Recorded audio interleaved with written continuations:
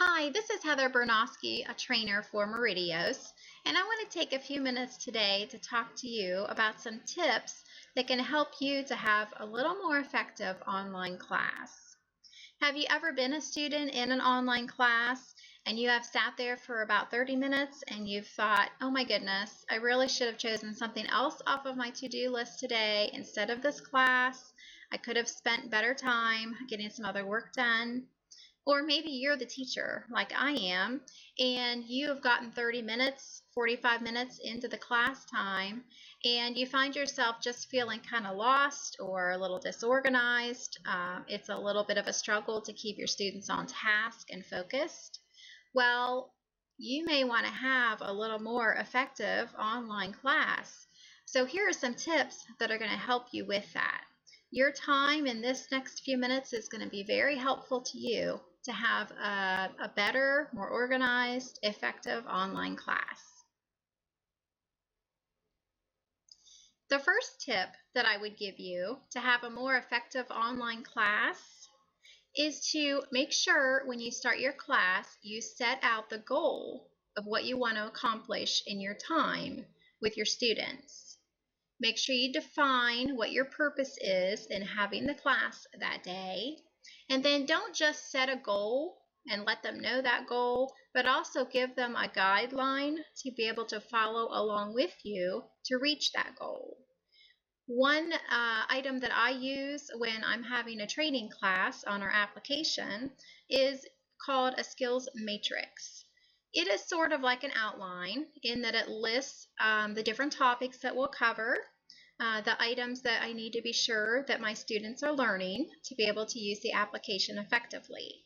So in that way, it helps to define what I want to accomplish in the goal. It helps them to see how we're going to reach that goal, but it also helps me just to stay on task and stay on track when I'm talking to the students and teaching them.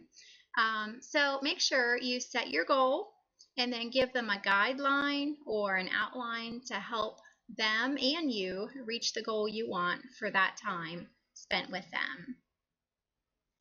The second tip that I want to share with you to have a more effective online class is to make sure you're providing resources for your students to use. You may choose to send out some PDF information, a PDF file, or a PowerPoint that you have created to your students even before your class. Maybe the day before you want to drop them an email, let them know here's some information that we're going to be talking about and covering in the class. That way they would have it in the class time to be able to jot some notes down on. Anybody that knows me knows I'm a huge note taker. A lot of times it might be a week later and I'll look back on those notes and it'll help me to remember, just refreshes my brain on what we talked about and how to do certain things. Maybe it's a procedure or some steps I need to take to create something specific in our own application. And so if I've jotted it down, it helps me to remember. If your students are anything like their teacher, like me, I need to be able to read the information, talk about it out loud, and actually do it myself. So be sure that you're sharing and giving them the resources, kind of like you're equipping them with what they need to walk away from your class being able to remember how to do certain techniques or just being able to retain the information that you have shared with them. So my next tip is super exciting. At least it is to me. I get super excited when I have lots of information that I want to teach in a class. And sometimes when I get that excited, I just want to splurt all my information out for as long as I can to whoever will listen to my students. Well, that's not a good idea. That doesn't work. So the word splurt, I kind of made that up, but it kind of describes me when I get excited. I just want to splurt everything out. Anyways, what you don't want to do is have a class online that's going to last a long, long time. There's an expert that I've come across when I was doing some research for this little training session that I'm doing right now with you.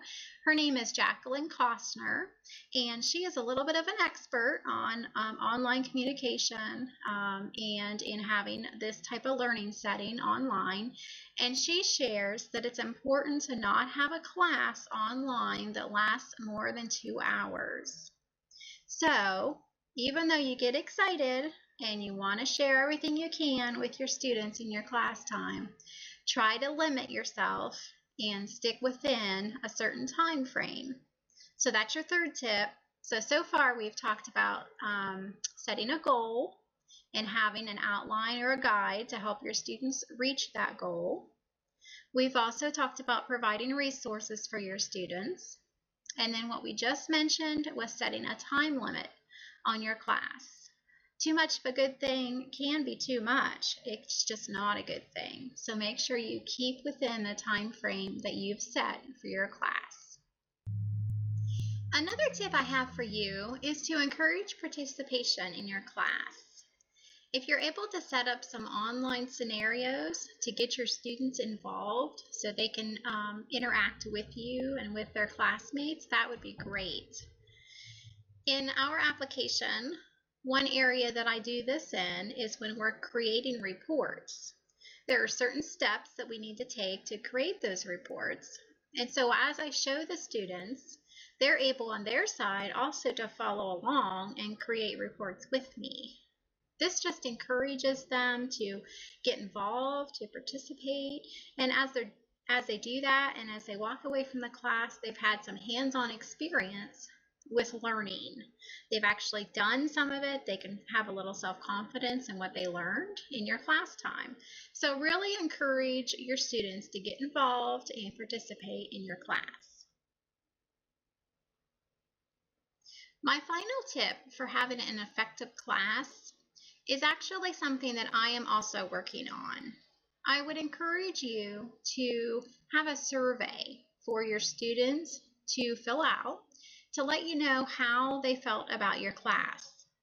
If I have a group of individuals that I'm training with on a Monday for 2 hours, and I know I'm going to be back with them maybe on Wednesday or Friday of the same week, and it might be important for me to know how they're feeling about that first class with me.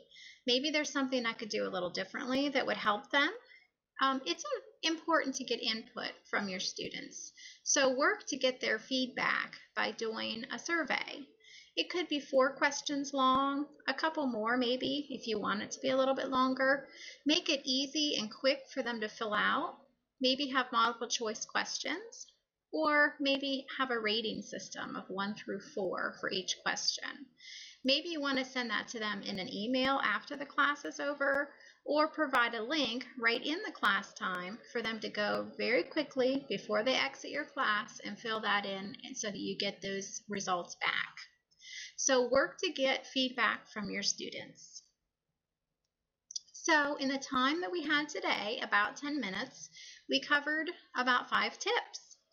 We talked about defining your goal with your class and providing an outline or a guide to help them reach that goal.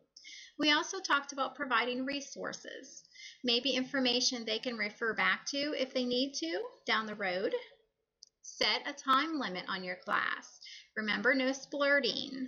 Stick with the 2 hours that you have scheduled with them. Encourage your students to participate. Provide opportunities for them in your class to get involved, to interact with you and with other students that they're in with. Get their feedback. Have a survey. Maybe it can be linked in with your class for the day so that they can give you some thoughts back on how they felt the class went. So those are 5 top tips to help you have a more effective online class. Thanks for listening, and I'll look forward to talking with you again.